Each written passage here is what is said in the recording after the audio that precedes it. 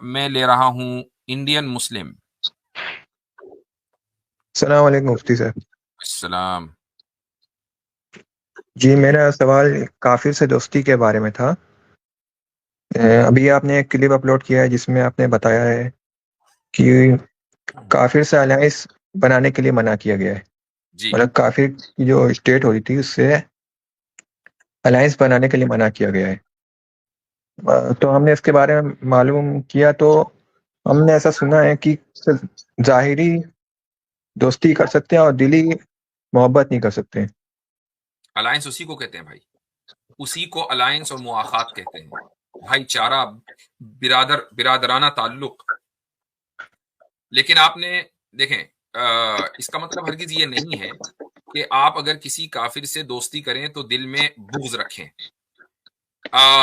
کافر سے بھی بغض رکھنا درست نہیں ہے. بغض اور نفرت جو ہے وہ ہمیں انسان سے نہیں ہے بلکہ انسان کے عمل سے ہے.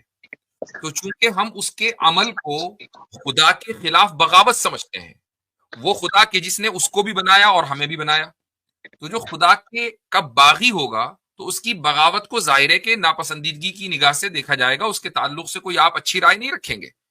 لیکن آپ ایک انسان کو اس بنیاد پر نفرت نہیں کریں گے کہ وہ انسان کسی دوسرے رنگ کا یا کسی دوسرے مذہب کا ہے. یہ اسلام نے تعلیم نہیں دی ہے.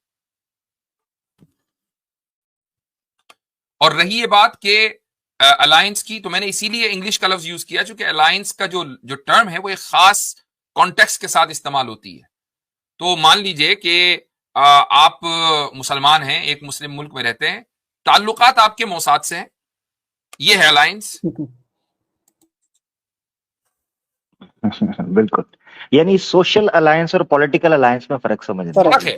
جی ہاں, چونکہ جب موساد سے تعلق ہوں گے اور تعلقات ہوں گے تو پھر آپ تو ملک کے لیے اور پورے عالم اسلام کے لیے خطرہ ہو گئے نا.